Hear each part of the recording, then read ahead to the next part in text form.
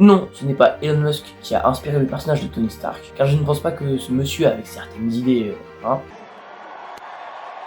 était né en 1963 à la première apparition de Iron Man dans les comics, mais c'est bien Howard Hughes qui a inspiré le personnage. D'ailleurs, c'est pour ça que le père de Tony Stark dans les comics et aussi dans le film s'appelle Howard, c'est un hommage. Tony Stark est un grand sculpteur, playboy, excentrique, tout comme Howard Hughes.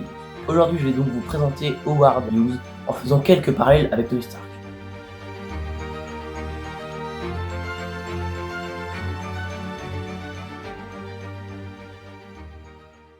Notre principal intéressé est né le 24 décembre 1905 à Houston, où d'ailleurs on peut retrouver le seul site de la NASA visible par le public, qui s'appelle la Space Center Houston. Il était l'un des hommes les plus riches et le plus puissants des États-Unis d'Amérique. Allen Stone Gano, sa mère était phobique, atteinte de misophobie, en gros c'est une peur maladive d'être en contact avec la saleté ou d'être contaminé par des microbes, et d'hypochondrie. Donc là c'est l'anxiété excessive concernant la santé et le bon fonctionnement du corps. Oui, c'est la définition de Wikipédia. Et alors, il garderait d'ailleurs des séquelles de la phobie de comme sa répulsion envers les microbes. Et un point commun avec Tony Stark, car dans les films, Tony il dit qu'il déteste qu'on lui tende des objets.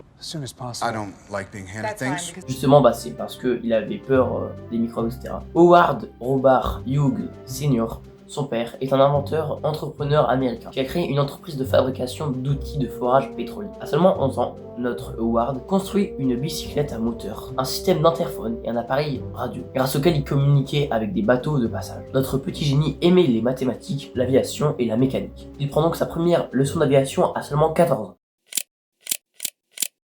Alors qu'il n'avait que 17 ans et que tout se passait très bien, sa mère décède d'une complication d'une grossesse extra-utérine. En gros, c'est l'embryon qui va se développer hors de l'utérus où à la base, il devrait être. Puis, il perd son père 2 ans plus tard, en 1924.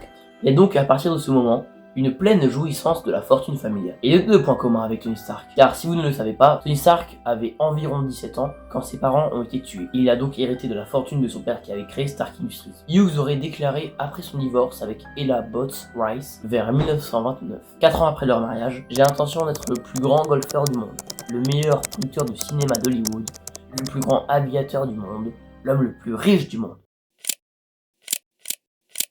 En 1926, Hughes a financé un court-métrage de Ralph Graves, Swell Hogan, que Graves avait écrit et dans lequel il jouera. Ce fut un désastre, et Hughes a finalement ordonné sa destruction. Ces 2 films suivants, Everybody's Acting et True Arabian Night, obtiendront un succès financier. Ce dernier remportant le premier Oscar du meilleur réalisateur d'un film comique en 1929. Très vite, il s'illustra dans la production de films avec quelques grands succès, comme Les Anges d'Enfer en 1930, nommé à l'Oscar de la meilleure photographie, Scarface de 1939 et The Outlaw en 1943. Il devient également célèbre pour ses nombreuses conquêtes féminines, parmi lesquelles Joan Crawford, Bette Davis, Avid Gardner, Jan Harlow, Rita Hayworth, je sais pas comment ça se dit, c'est bon, d'accord. Séducteur comme Tony Stark et de 3 points communs. Au début des années 1930, il fonde Hughes Aircraft Company en tant que filiale de Toolco. Son premier projet est le H-1 Racer, qu'il pilote et avec lequel il bat plusieurs records de vitesse, vers 1935. Le H-1 est un appareil dont les lignes épurées et le train d'atterrissage rétractable favorisent la stabilité et la vitesse. Hughes bat aussi le record d'endurance. Le 14 juillet 1938, il achève un tour du monde à bord de son Lockheed L-14 Super Electra, à 2 moteurs Cyclone de 1100 chevaux chacun. Est-ce que c'est bon pour vous? Dans un temps record de 3 jours, 19 heures, 14 minutes et 3 secondes, c'est faux, il n'y a pas de secondes. Lors de ce tour du monde, il traverse sans prévenir l'Allemagne. Le développement d'un nouveau prototype Hughes D2 visant de nouveaux records a commencé vers 1937. En décembre 1939, après le début de la Seconde Guerre mondiale en Europe, Hughes proposa que l'United States Army Air Corps l'achète comme un avion de chasse. Il s'agirait d'un avion bipoutre de 2 ou 3 places, propulsé par 2 moteurs Pratt & Whitney R2849 et construit principalement en duramold, un type de contreplaqué moulé. Il vend donc des armes. 1, 2, 3, 4 points communs avec Tony Stark. Oui, parce qu'au début de Iron Man, il vend des armes et après il en vend plus. T'as vu le film sûrement. Si tu regardes cette vidéo, sûrement que t'as vu le film. Testant lui-même les prototypes de la Hughes Aircraft Company, Hughes se blessa grièvement le 7 juillet 1946 lors d'un tragique accident au cours d'un vol inaugural du Hughes XF-11, prototype d'avion de reconnaissance américain développé dans les années 1940.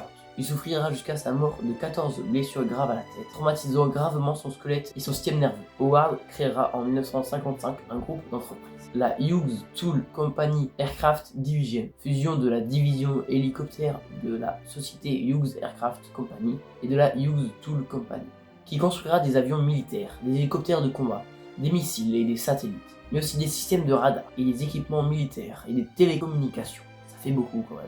Cette société a développé l'hélicoptère de combat Apache et sera finalement racheté par McDonnell Douglas en 1984.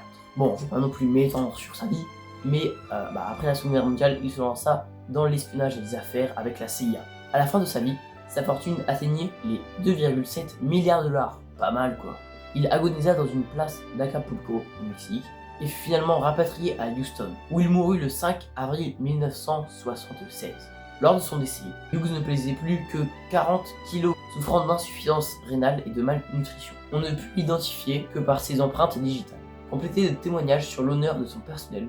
Cet état le rapproche du tableau constitué par le syndrome de Diogène. D'ailleurs, le réalisateur Martin Scorsese, qui a réalisé Le Loup de Wall Street, Shutter Island ou encore Taxi Driver, a réalisé le film The Aviator, sorti en 2004, qui retrace 20 ans de la vie de Howard, qui est interprété par le grand Leonardo DiCaprio. Du coup là, il n'y a sûrement plus personne à ce moment-là sur cette vidéo. Donc voilà, merci d'avoir regardé cette vidéo. Il y a eu pas mal de temps de recherche, d'écriture sur la vidéo. Donc s'il vous plaît, abonnez-vous, likez, commentez, partagez, etc. Si ça vous intéresse, en vrai, petite partie 2 si vous voulez. Donc je vous fais des gros bisous. Pas réellement, on peut pas en fait. Enfin, il y a... il y a un écran. Faudra pas que ce montage. Salut.